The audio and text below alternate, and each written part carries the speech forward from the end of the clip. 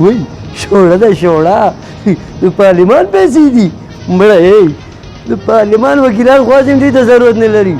زه وایم دا پیسې به دا ځل زه واخلم څوک یې پوښتنه کوي وایم لکه تشنابه نه رښتیا تشناب خو هلک نه ده که نه دا خو تشناب ده وایم ډېرې ګټې در پکې دي د فیسبوک د استعمالولو ښه ځای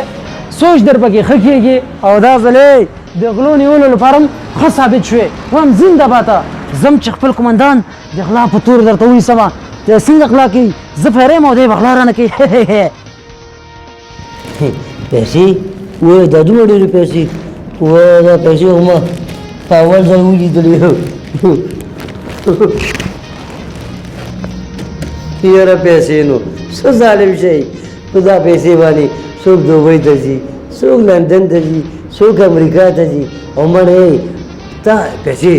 تا باندې خلک دشمنان شو زوی د پلار دشمن شو پلار د زوی دشمن شو ورور د ورور دشمن شو ته یې پیسې ستا په سر باندې خلک تختول کېږي ماشومان تختول کېږي امیر صاحب تا باندې همدې دولت خرچه وکړه همدې حکومت ته وروزلې هوټل دې درکړه او بیا دې پروګرامونو له بودیجې نه غلا کوې ولې امیر صاحب ولې عسکره وایم دا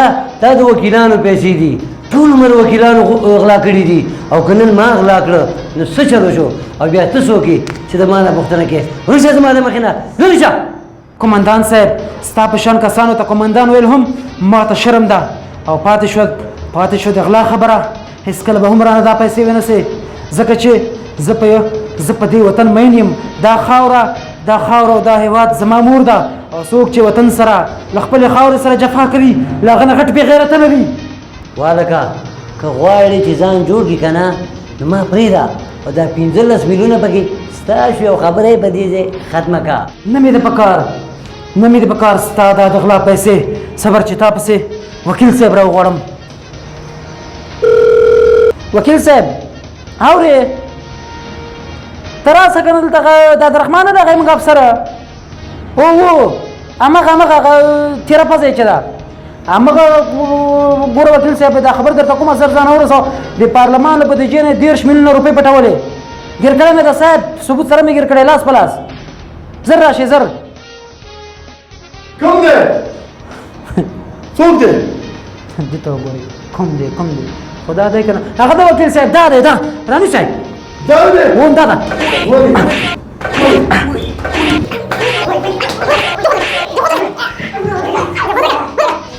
وکیل صاحب دې خو راوله ودرېږه دی خو بس خبره کوم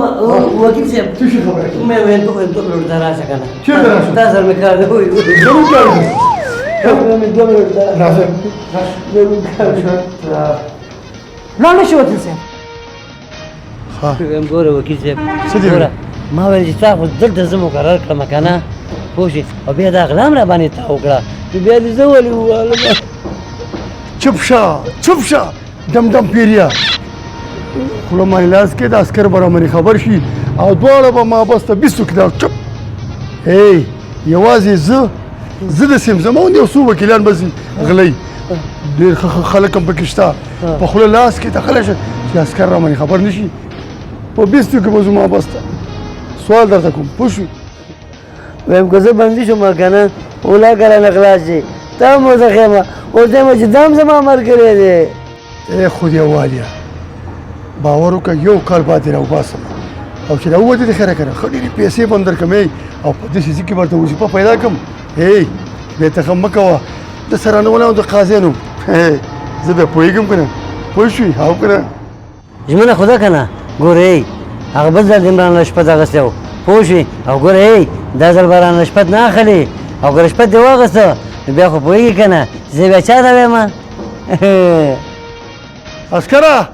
هله زر راشه امر وکړئ صاحب امر وکړئ عسکره دا زر تر زره ما بس ته ورسوه ولې چې دې د پارلمان نوم وشرموم نوم خو یې ول نه شرمېدلی په شرمونې وشرمولو توبه خدای پاکه شرم هم شرمېږي تاسو ولا که په جاسوسۍ شرمېږئ نو په دې به څه شرمېږئ سمه ده امیر صاحب بوځه هله دا بوځه راځه دا زر بوځه مخکې شه زر تر دره ورسوم واپس ته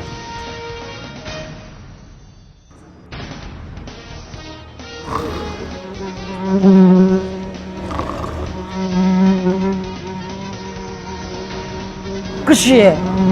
کشه کشه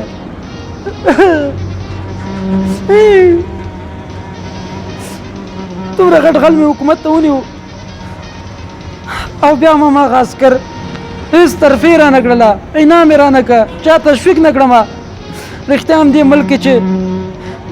چې څومره خدمت وکړې ځان مرګ ته او خطر ته ورکړه خو څوک دې پاڼه هم ناړې خو که غلا که بیا نو پورې اوسه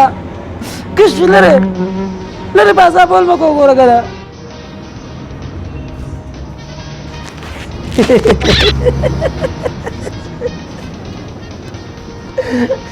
یاره مړه دا ګوره ګیار ته ګوره دې دغه ته ګوره یاره مړه دغه دی ما ته وګوره ما پېژني یو کال په تا دې راووتم دا دی چا مې څه وکړه هېڅ مې چا ونه کړه او خبرې بېرته په حوزه کې معاون مقرر شوم ګوره مده سره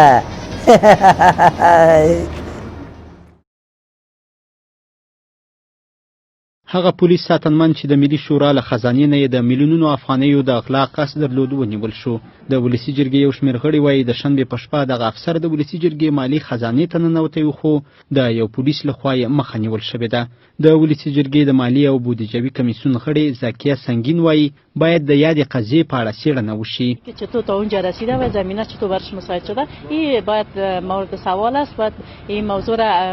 بخش عدلی و قضایی بررسی بکنه و جزئیاتش باید به کمیسیون مالی بودجه هم راجع بسازد تا در جریان شما هم گذاشته شود ګل کریم حقمل چې د غلا مخنیوی کړی او د ولسي جرګې د مالي خزانې ساتونکی دی په خپله کیسه کوي چې څه ډول یې د غلا مخه نیولې ده غیر له دې نه چې په یو څه باندې مات شي بغیر له دې چې په یو څه باندې دغه شي په کلي باندې خلا شوي وو مهرلا کې ایله شوي وو د ما چې داخل وکړه چې سړی پکې ناست دی ملک خپله دا مالي دی خو مالي نه و او متاسفانه دا بل نفر و 2 میلیون رئیس وی بیرون پرتی وي او دا نور ته پلانو چې وی باسي خو ګیر مې کو عمل ته سوچ امیرین راتل دا غینه مخکې می په مغه وتاق کې بند کړو خپل مې کړو او ته خپل امیرونو ته خبر وکړو امیرین مشراله مو ته مجرم تسلیم کړو غلا کوونکي ساتنمن د ولسي جرګې په امنیتي برخه کې شاوخوا 8 کاله کار کړی او نږدې 2 میاشتې مخکې له دندې نه ګوښه شوی و د کابل د امنیه قومندانۍ د جنایي تحقیقاتو رئیس فریدون عبیدي وایي د نیول شوي پولیس په اړه تحقیقات بشپړ شوي او په خپل جرم یې اعتراف کړی دی